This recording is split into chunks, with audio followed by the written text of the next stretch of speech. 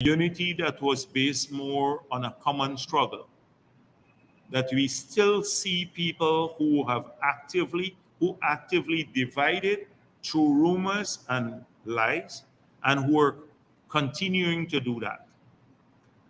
And not only doing that, harassing people for exercising freedom of choice. And that has no place in a free society.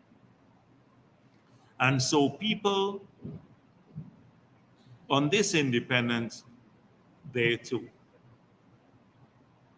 they should commit that we will banish that sort of behavior from our country, and we'll all commit to fighting racism in all of its manifestations.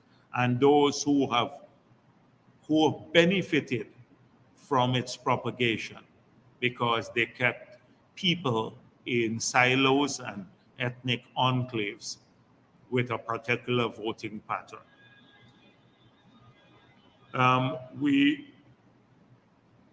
Where we live, we must always ensure that there is a free media in our country. But a free media, as I said before, doesn't mean that a media that could pull down the entire country and try to do the same things that we believe are reprehensible to the forging of a common nation, which is dividing our people through innuendos and racism. And you do have some media persons who have no right in calling themselves journalists, whose sole tasks are to do that, to divide our people rather than bring them together. But we must always defend the free media. So these are some of the things that we have to think about and talk about. I'm hoping that over the next couple of days, or especially today and tomorrow, that we, in our little circles on social media, these are some of the things we debate. And to look at how far we have come, the road we have traveled, particularly young people, because I'm sometimes amazed that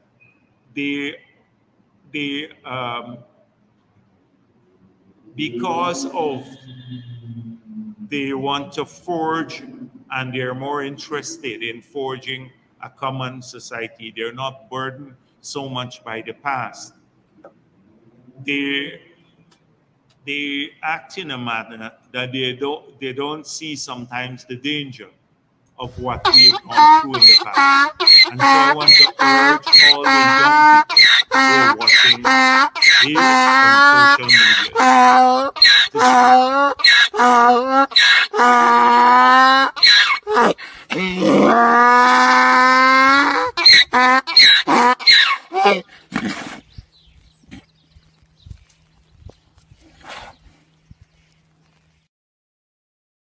Now let's be honest. Who is this racist fooling? Who is this racist fooling? He's talking about people who are not journalists. We know who he's talking about. But let him call names if he gets seen more than Biden, right? Let him call names or people who are not journalists. Is Kwame McCoy his partner? Is Kwame McCoy a journalist? Is Jason Abdullah a journalist? Are all those people who are blogging from the office of the president, who are being paid with taxpayers' monies, parading themselves as journalists, are they journalists? Check out a lot of those people who are the PBP propaganda media houses. Are they journalists? Are they reporters? What free press is this guy talking about? He banned Stabrook News from getting state ads. He banned Kaitor News from getting state ads. He banned Gordon Mosley from entering State House or any press conferences and so forth when he was president. all these manner of things. And this is the guy that is talking about a free press in Guyana?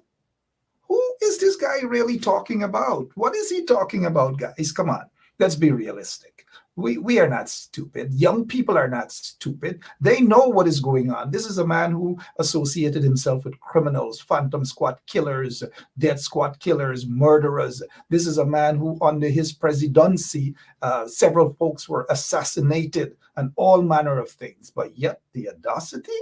Come on, come on. Let's hear what else he has to say.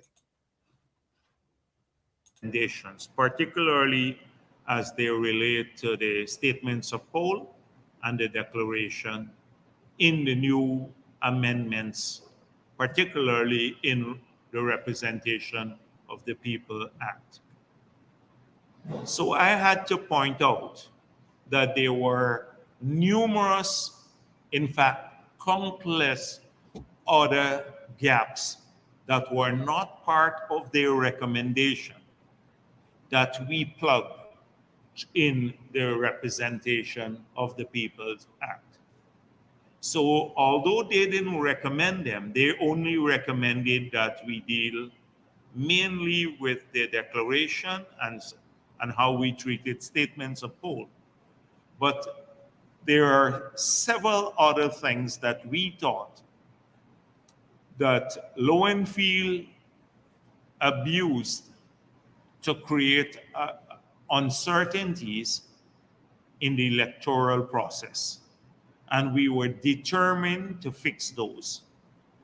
So one was the Okay, so we're not getting anything of value from this racist. Nothing of value. He's back. We found the PPP. The PPP found. This matter is currently before the courts. It's being ignored by the courts because they have not much evidence. But yet this racist, this criminal sits there and he gives this impression as though they have the monopoly when it comes to the truth and all these things. Sometimes I don't know why you guys force me to go and play this racist here and to come on air. You guys behave as though I don't have a babysitting job to do, right?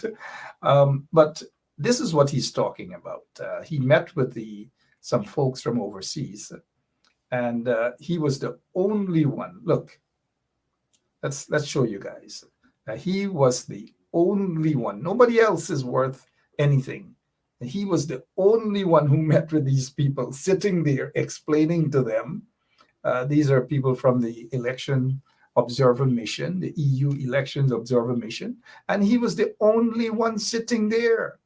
He is the only one has answers for every single thing. Everything he has answers for.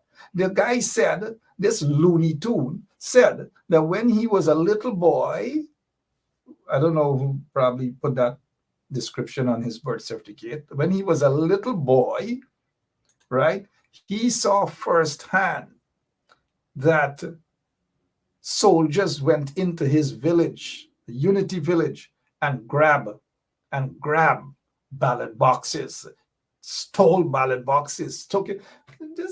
What is wrong with this guy? What is wrong with this demonic individual? What is wrong? Come on, guys. What is wrong with this guy? And then all of the journalists are going to sit there and nobody's going to ask him no tough question. They're not going to ask him any tough questions. None whatsoever. Because if they dare ask him any tough questions, they're going into his black book, or he's going to ban them, or he may have somebody just wipe them off the face of this earth. Because these are things that happen under his presidency. Assassinations and all manner of things. People getting banned, journalists getting banned, reporters getting banned, all manner of things. Kaiser News being threatened. 6 Kaiser News or so workers were slaughtered under his presidency. All these manner of things happened under his presidency. There's no such thing as freedom of press under this guy. And he's the last person to talk about who's journalist and who's not journalist. This guy is a known criminal. Simple as that. Let him talk about Sue, These are the things we want to hear about. Can he talk about Sue? You think any one of those journalists are going to ask him about this question, Sue? Source. Okay, well, Maybe the Chinese company that did not get the agreement that they wanted here, maybe they're the ones who told you, or it could be just a fictitious thing. Okay, well, let's talk about specific individuals. What is your relationship with Mr. Su Jerome? So my relationship, nothing. He's a tenant in my place. Yeah. And he's a good friend of yours? Yes. Yes. In his place, he's not going to talk about Sue. He doesn't want to talk about Sue, and it's pretty obvious. But yet he sits there. He wants to talk to young people that for 23 years under the PPPC, they have destroyed young people in that country, destroyed every institution, from the technical institutes, you name it. Anything to do with young people, they destroyed, completely destroyed. And this is a guy that wants to sit to talk about independence. He spoke about our ancestors fought for freedom, to get rid of, slavery and all these. And then they fought to get rid, ancestors fought to get rid of indentureship. Were there any struggle to fight anyone to get rid of indentureship? What is this guy talking about? Seriously. So what has to go into the box and what has to be returned to the RO. So those sorts of things, you remove the discretion. I can give hundreds of examples. So there are about 50 things that could be abused that we plug in the representation of the People's Act. So they commended the government on only 2, but we implementing the 2 they had recommended, but we had gone much further than that in doing so. On the issue of campaign finance, if you go to our manifesto, you will see we're probably the only party that said that. So we said long before the... Forget about it. This guy's a liar. Campaign finance and all these different things, they're ashamed to reveal that because it will show that they have a lot of drug lords that are actually funding them, money launderers, gold smugglers, and we know who those money launderers and gold smugglers are, right? Quite a few of them are wanted by U.S. law enforcement agencies. Some of them parade themselves as honest and decent businessmen and women. Some of them drive around their fancy cars and all. So we know who they are. So now here it is that he's talking about the EU group that's in Guyana, and that we're talking about elections and so forth and so on. Of the 26 recommendations, only two, and maybe someone should ask Claudette Singh, why only 2 were actually put into action? Only 2 of the 26. And then he has a problem with the EU representatives that's there. He has a problem with them.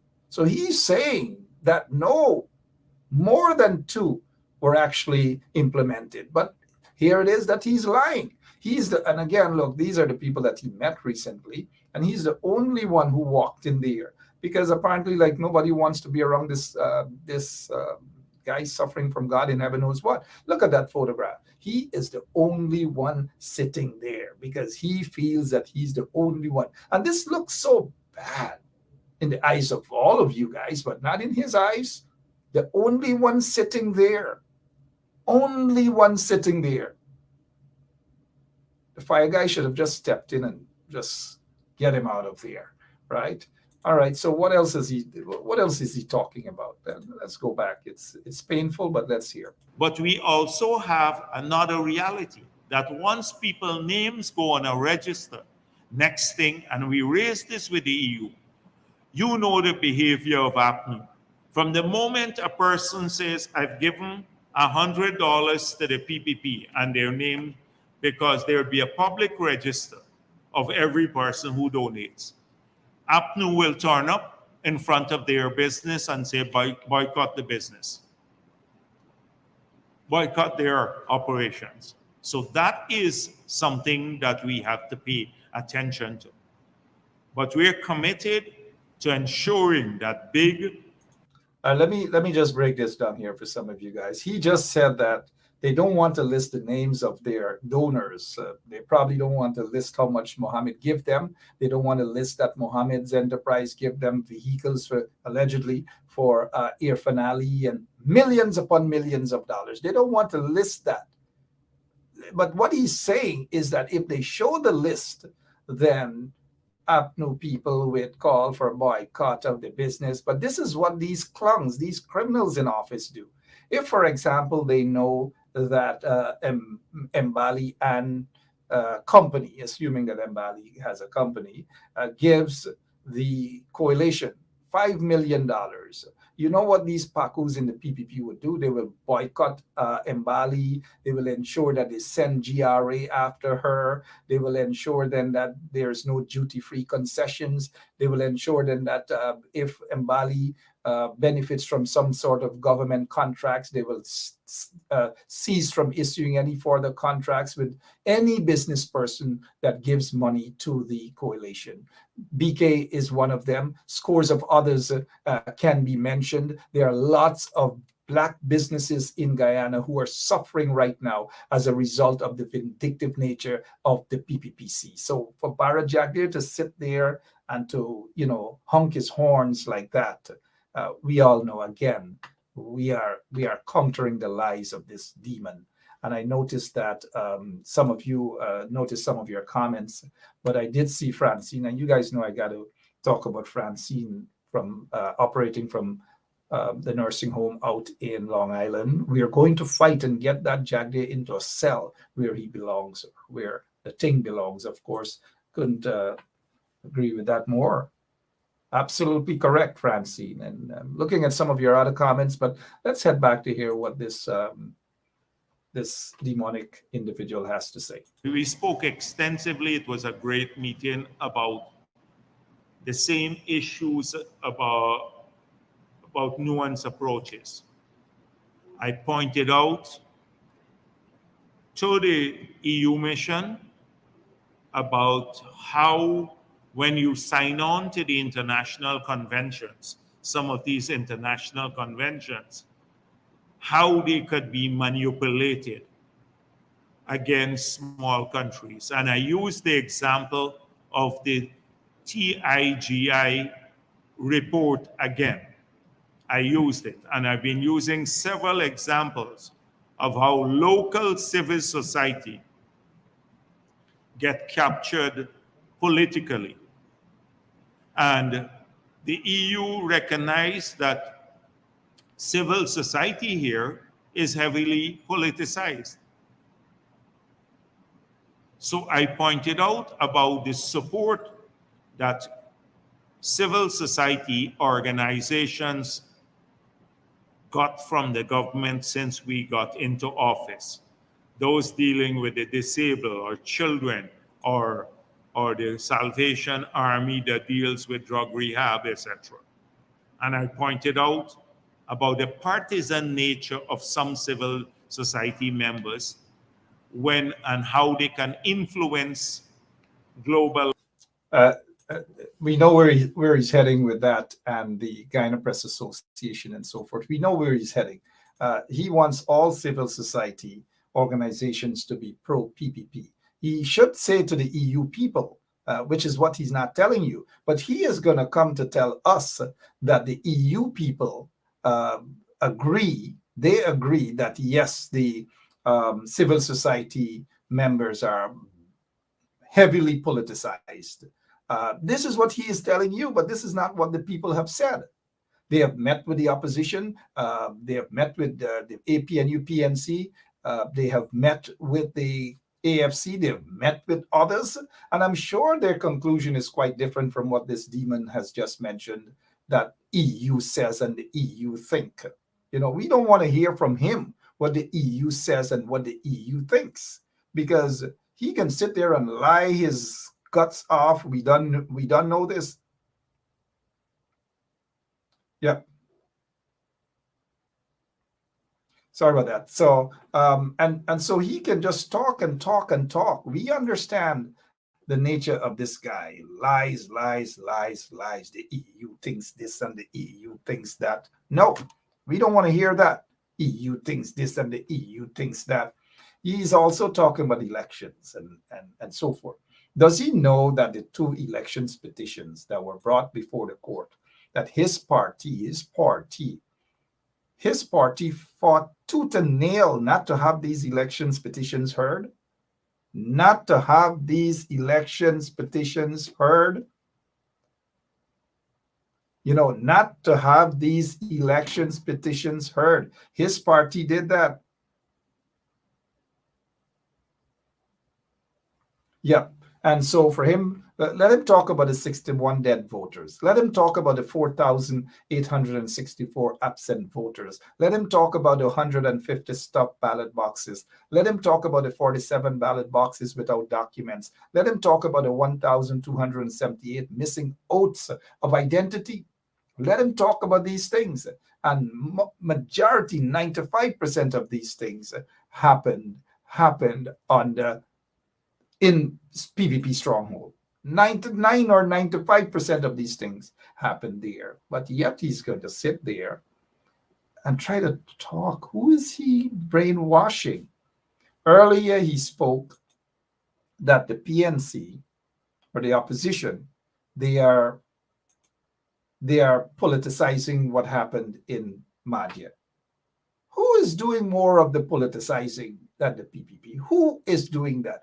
Point to me in one direction where anyone in the coalition, anyone that has politicized this matter. From day one, we have observed that it is the PPP who is politicizing it. First, they walked into Madhya. They didn't give anybody else a chance. They took full control. They blocked any other person who have a different view as to what happened, because they walk in there wanting to pin it on one person. And so far, they are just aiming in this direction to pin it on one person. They don't want to have a independent investigation in this thing, because they know that it will open a huge can of worm that will point in their direction and to expose their negligence, their incompetence, to expose what those PPP officials did in Madhya. And they have ignored all of these. Now, I've noticed that they're lying, that there was a fire inspection as of February and maybe November of last year. It's all a bunch of lies. These fire inspectors were there earlier this year and they were prevented. Again, I repeat, they were prevented from any sort of inspections. Now, getting back to Jagdeo talking about politicizing. Look what they are doing. Look at the evidence. They drag these beautiful little angels out of the hospital. Drag them out of the hospitals and put them on the front center there at the Umanayana so that they can be in front of the cameras to satisfy the purpose or the agenda of the PPP, the political agenda of the PPP. That is what they have done. And then when confronted, they said, the kids wanted to be there. These little kids wanted to be there.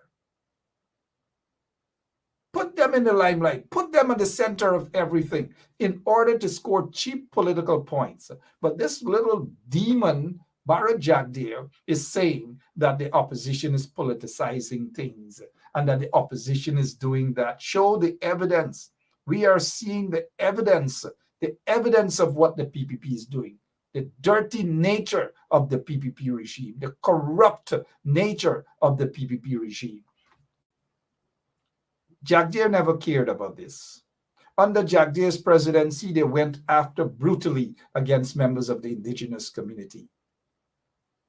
Locked up a teacher, an indigenous member of the community there in the Northwest District. Locked up a teacher.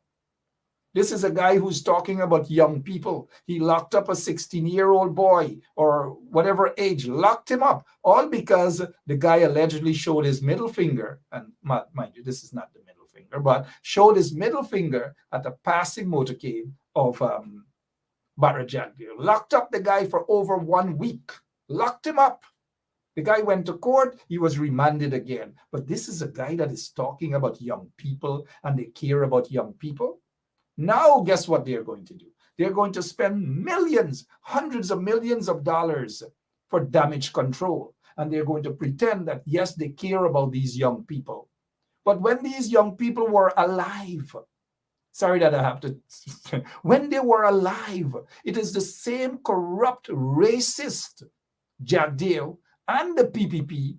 They were never concerned about these young people. They never gave a damn about these young people. But suddenly they want us to believe that they care about these young people. Do you believe them? No, seriously, do you believe them?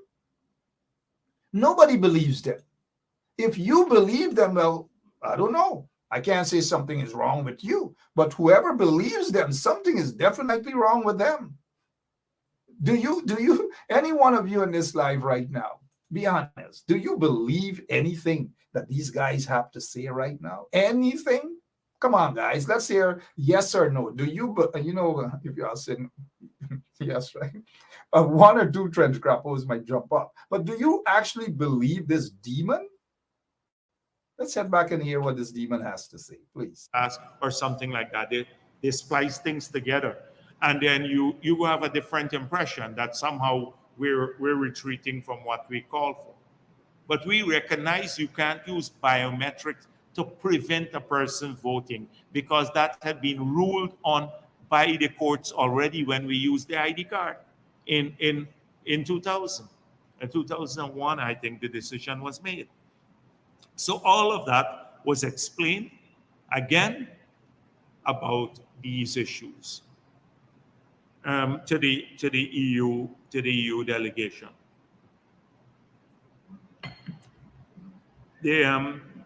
On the oil and gas sector, a lot has been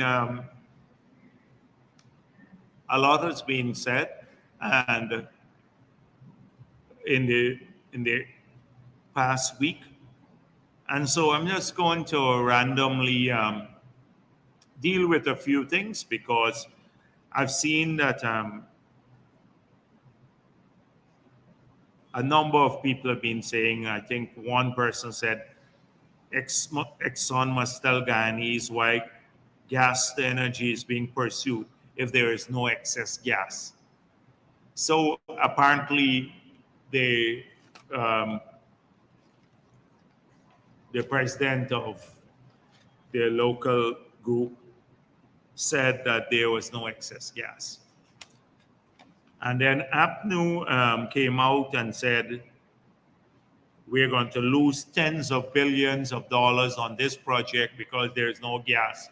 So effectively, we're building this pipeline.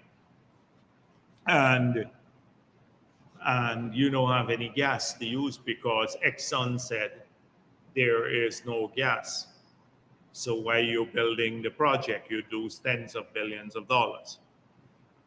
So clearly, people by now, it's common sense that you would think that the PPP would build a facility like that, make promises to reduce electricity prices by 50%, supply cooking gas to the country, bring stability to the grid, start expanding new industries, and wouldn't have any gas to do it, and do that before the 2025 elections?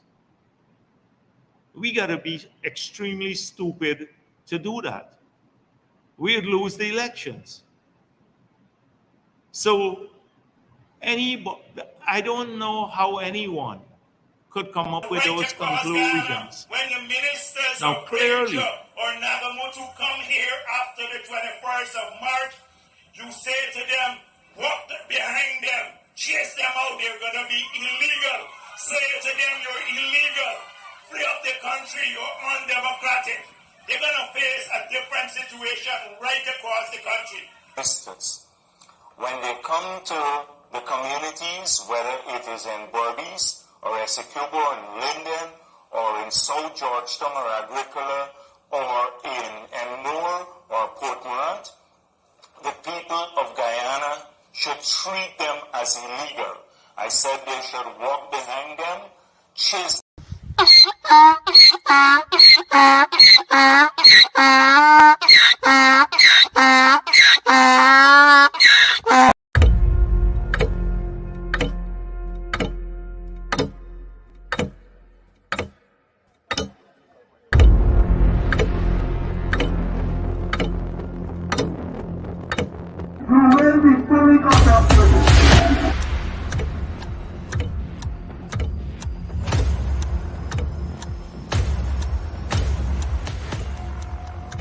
Mr. Watts, he is armed himself shots. Shots, watch it, tear gas. Live rounds. Also, I can see that.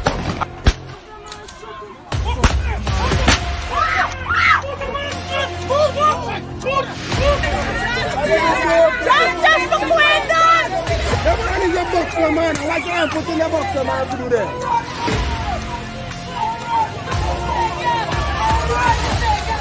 But since my cousin there, no, you come on the East Coast. You listen to me. Right? No, you come to the East Coast. You listen to me now. You gotta listen to me too, man. I am listening to you. Now, I see you on the East Coast. The day when they get a protest of them, the next day, that's when you see one bigger heads come up for talk to my family. Right? And that's bad. If you didn't do a protest, you want to see nobody for justice. And that's exactly what's happening. But before we go, I'm not rushing off just yet. Let me just remind you guys that tomorrow, the Madhya, the children of Madhya, in loving memory of them, a candlelight vigil will be kept at Church and Rogers Avenues in Brooklyn, starting from 6 p.m. to 7 p.m. tomorrow in Brooklyn. Please go out with a candle. If you have an extra candle, walk with it. Just go out there and show that support at this point in time for the relatives and friends and those that are traumatized within the entire village community, the town of Madhya, and the entire country. So tomorrow afternoon, from 6 p.m. to 7 p.m., Church Avenue. You guys in Brooklyn know where Church Avenue is. You guys in Queens and the Bronx and other places, once you can make it, Church Avenue, right to the corner of Rogers. Church and Rogers Avenues in Brooklyn tomorrow afternoon from 6 p.m. to 7 p.m. Spread the word. Let me take you guys, or you want to hear, let's hear another minute of what's going on with this demon. And so we believe that we've asked since when, I don't know if you recall that I said this when I was in opposition. If you go back to opposition, the first time I met Exxon, they came to the leader of the opposition office for a briefing session. It was around maybe 2018 or so. And I asked them, what is the incremental value? Absolutely makes no sense. These press conference is going to be long and boring as usual to deflect, to basically confuse people, those who are that gullible, but not us.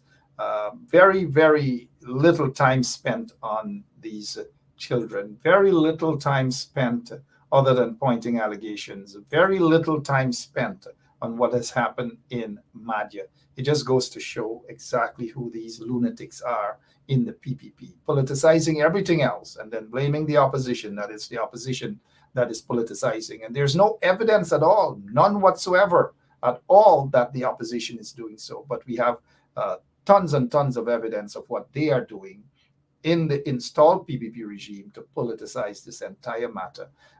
We are hearing that they have promised these young people, the ones who have passed away, their relatives, their parents, they're promising them between $500,000 Guyana dollars, $500,000 Guyana dollars.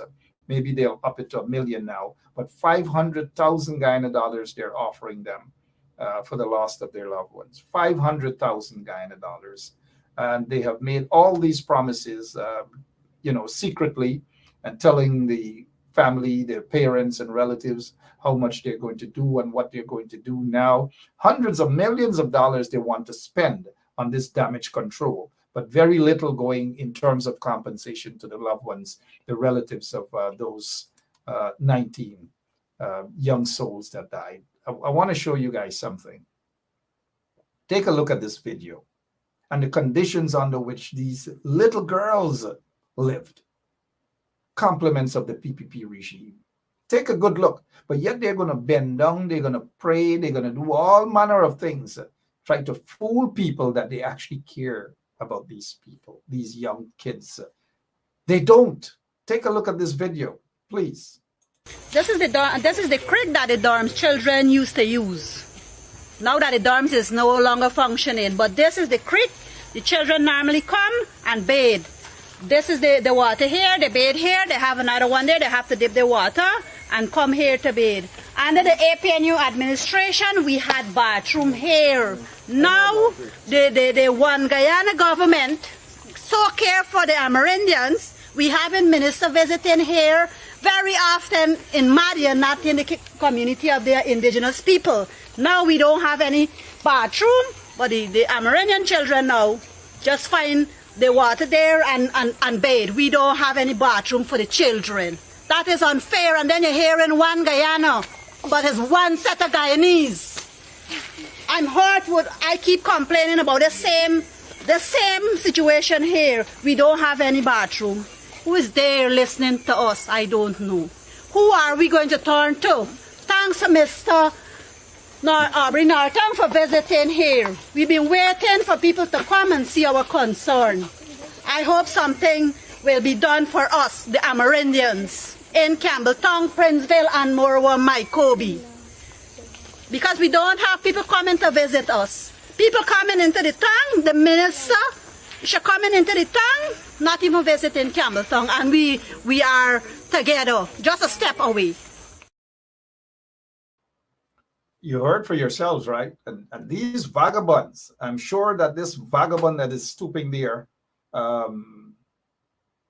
Onage Waldron, never cared about these kids, never visited these people to see the conditions under which these young people have to live and go to school. You think if it was a caring government, you saw how the kids had to go and bathe in the open creek water. I mean, come on, this is a dorm where millions of taxpayers' money is being spent. And rightfully so, the money should be spent on our kids. But the PPP wasn't concerned about that. Look, take a look at the amount of monies for the Ministry of Education for this year. $94.4 billion. $94.4 billion, but yet Jagdeo and all of them sit down there and saying that people politicizing this matter. Look again, let me show you guys. Under the PPP regime and the RDC and those places that are controlled by the PPP regime, look how the kids have to, those 19 kids had to live. Look at it. No PPP member or ministers or Jagdeo or Irfan were ever concerned about these kids. But now they want to take over the township and they want people to go out and vote for them. Yeah, best wake up. Take a look again. These beautiful kids, take a look again. Their conditions. This is the creek that the dorms children used to use. Now that the dorms is no longer functioning, but this is the creek the children normally come and bathe. This is the water here, they bathe here, they have another one there, they have to dip the water and come here to bathe. Under the APNU administration, we had bathroom here. Now, the one Guyana government so care for the Amerindians, we have a minister visiting here very often in Madian, not in the community of the indigenous people. Now we don't have any bathroom, but the Amerindian children now just find the water there and bathe. We don't have any bathroom for the children. That is unfair. And then you're hearing one Guyana, but it's one set of Guyanese. I'm hurt with, I keep complaining about the same situation here. We don't have any bathroom. Who is there listening to us? I don't know. Who are we going to turn to? Thanks, Mr. Aubrey Norton, for visiting here. We've been waiting for people to come and see our concern. I hope something will be done for us, the Amerindians, in Campbelltown, Princeville, and Morwa, Mycobi. Because we don't have people coming to visit us. People coming into the town, the minister, She coming into the town, not even visiting Campbelltown, and we are together, just a step away. And that's the one Guyana they talk about. There's no one Guyana. There's this racist regime, pushing this falsehood about one Guyana. And then this is what Irfan Ali wants to describe us. Guyana really nice. Guyana, it's a nice place.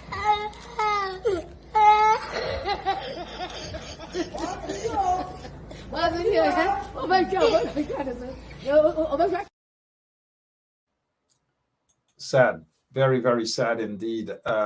That's the conditions under which the kids look at the bathroom, look at the water.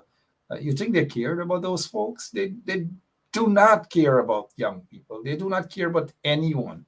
So it's painful to sit there for those journalists and reporters and whomever else sits there to listen to that demon. It's painful, very, very painful. But yet they're subjected to that. They sit there for 2 hours, an hour and a half, and hear Jim Cockburn Ramgo's story. If you go back and we spend another 30 seconds on this demon. I can't stop without saying something about my dear friend. I agree with you. I see one thing that the local content secretariat, there's a big gap on the oil and gas, that they told us 700 million of business and Exxon said 400 million. Now, let's forget about it. This guy here can't really talk about Exxon and talk about anything. He's unpatriotic. He should have been charged with treason. The keys and everything, just like they couldn't find the keys for those young people, is how you can't find the keys for these guys when you lock them up. You just throw the keys away. They've done so much to harm that beautiful country in every aspect. This is a demon that wanted to give away a piece of Essequibo to Venezuela. This is a demon that got so upset and started to lift his suit jacket up and started to throw tantrums as a result of a court ruling recently that is beneficial to all Guyanese, right? The entire country. He caught a fit, started throwing tantrums and all manner of things, got upset, all because the court didn't rule in favor of Exxon. And this is a guy that when the oil or the shore base and all these things, it was the IDB that had to pull back and suspend whatever fundings that they were handing out as a result of questionable characters who are linked to the PPP, drug lords, gold smugglers, and you name it, money launderers. And now there are quite a few of them still into the oil and gas business in Guyana. And that might very well be under review as of now. Hey, guys, I've got to go. I'll see you guys later on this evening. You guys look forward for me in the evenings, right? You guys have no mercy on me, man. Every day this is me. Every day. This is a full-time job now, right? Sometimes I should have made me your member of parliament. I'm sorry. Let me get out of here. Stop being a bit mischievous. But I want to leave for now. I want to leave with this here again to show you guys under the PPP regime how our young indigenous children have to live and suffer under the PPP regime. But this is the same regime now because they see this as a money-making venture. They're going to spend hundreds of millions of dollars on damage control, hundreds of millions of dollars for this sort of damage control. They're going to give contracts out to their friends and cronies to go install fire extinguishers, to inspect all manner of things. So hundreds of millions of dollars will spend now. It's a money-making venture for these demonic people who are in office. I feel it for these kids. We got to continue to pray for them. Don't forget tomorrow from 6 p.m. to 7 p.m., Church and Rogers Avenues, 6 p.m. to 7 p.m. tomorrow, Friday. It's our independence, but this is what we've got to do for our independence because there's really nothing to celebrate about, nothing to sport up about, nothing to jump up about, nothing to party about this year. It's just what it is. We've got to pray for our country. But I'll see you guys later on this evening. God bless you all. This is the creek that the dorms children used to use. Now that the dorms is no longer functioning, but this is the creek. The children normally come and bathe. This is the water here, they bathe here, they have another one there, they have to dip the water and come here to bathe. Under the APNU administration, we had bathroom here. Now, the one Guyana government so care for the Amerindians. We have a minister visiting here very often in Madian, not in the community of the indigenous people. Now we don't have any bathroom, but the Amerindian children now just find the water there and bathe. We don't have any bathroom for the children. That is unfair. And then you're hearing one Guyana, but it's one set of Guyanese. I'm hurt with, I keep complaining about the same situation here. We don't have any bathroom. Who is there listening to us? I don't know. Who are we going to turn to? Thanks, Mr. Aubrey Norton, for visiting here. We've been waiting for people to come and see our concern. I hope something will be done for us, the Amerindians, in Campbelltown, Princeville, and Morwa, Mycobi. Because we don't have people coming to visit us. People coming into the town, the minister, she's coming into the town, not even visiting Campbelltown, and we are together, just a step away.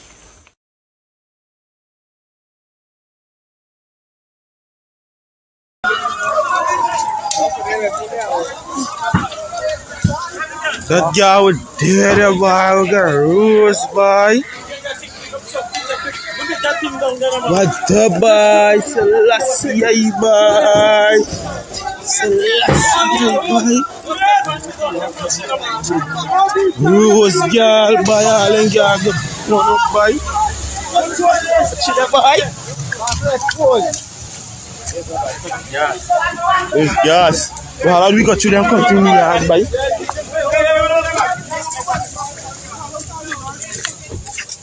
We go over there and peep by.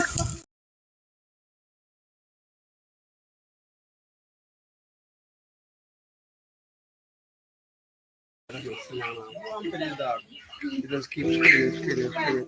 Suddenly go back and 20 minutes, wake up again. The dog is screaming anymore, crying. They're already crying. So I call them like cry on the dorms. So you normally as men we sleep with underwear alone. So I run on the stairs straight up to the dorms. When I go to the dorms mother already getting some of the children. So I just board sheet and go start pick up the children. Pick up. Because they were screaming back and forth and screaming. The screaming so much that I even know which one to tend to. So I just pick up. But the idea is the screaming started screaming. Some start screaming close to me. So I just grab. Grab. I get on no pants, no shirt. I was just going in this with smoke, but inspired yet what is that? DT. I even was going in, I stumbled over some of them. Because I tell myself it was those who screaming, not those who already knocked out. And after I go pick up to the last one pick up, sir, I'm going with them and after I'm going like a feeling because why is going and say no we're going back with these two. Go back and pick them up and bring them out. They start marching, start coming. We start breaking this grill with a 6x6. Break, this grill then so strong that this grill and move it. So I decide to tell them my hair what happened. I going back in the fire again. I going back and check what is yours. I just screaming all the time. It's really easy to hear somebody screaming for help. So I go and get sheep and bring shields. After that, I get back out again. But by the time that the police people start coming around, so I can't the car is quite safe. We're just getting them out. In and out. The gate was locked. I even blamed the security guard. I said, you work at the hospital. They tell me working like you got to sleep. You can't keep up. You have to sleep. You work there. Sunday day working like time. Must sleep. You got to sleep. She don't want to go in the gate. She don't want to go in. If I open the gate was locked. So she just probably was double sleep or I don't know where she was. So I opened the gate. They found no one. The lady started taking. Which can debunk a lot of rumors. But to be honest, I mean, I know the building. So I was just using my hands. To scan. So when I went to the back, the child screaming, so what they just screaming. You know, I gave the smoke. I see these children. And the smoke was so dark, probably more dark than a month. The adrenaline to get them out, you don't feel it. I even pulled some of them, drag them, I check you down there already, so now, left you radio. Cover was done peeling already. Trying peeling out already. Some screaming at the back. I brush to the back, collect one, bring shit to the front. Some screaming with close to me, screaming, help. But I try to tell them, control. I get the cells off, about 4 or 5 minutes later, by the smoke. I just say to myself, don't let the smoke knock me out. But when I pick up the two, I go down and pick up the tools now. When I come out to them, sir, I feel like I get them tired. Not the smoke, I get them tired. I drop them and go back and pick them up. This is why some of them didn't get born. They get born yet, but not the roots. Hearing some negative things. When my husband went there, it was already a lot of fire. No guard was there. The gate was locked. And this thing happened really fast. We had no time to save everyone. My husband is hurt to know that if he could have saved these children and the building burned, he's traumatized. I'm hearing screaming in my ears. And people are just saying so much of negative things. Yes, because when Mr. President was here, he met with the parents for the children who were never here. They just came from the north and wherever, and they had no idea what happened. On the ground, we are here and nobody come and ask us. And when my husband do open the window and look out, he said, Samantha, the dorm's on fire. He was in his boxers without no slippers and run. And fire was already big out there and we didn't hear help. And then they're hearing they had security. We had no security there. Yes, I want the truth to go out there. The dorm's mother was there. I rescued her when she ran with some of her children without no clothes. And I had to rescue them with clothes. Yeah, because they were saying that the dorm's mother wasn't there. No, that's a lie. I'm glad that you just clarified. So that is a lie. She was there. And the door was open. One dorm's mother look after 16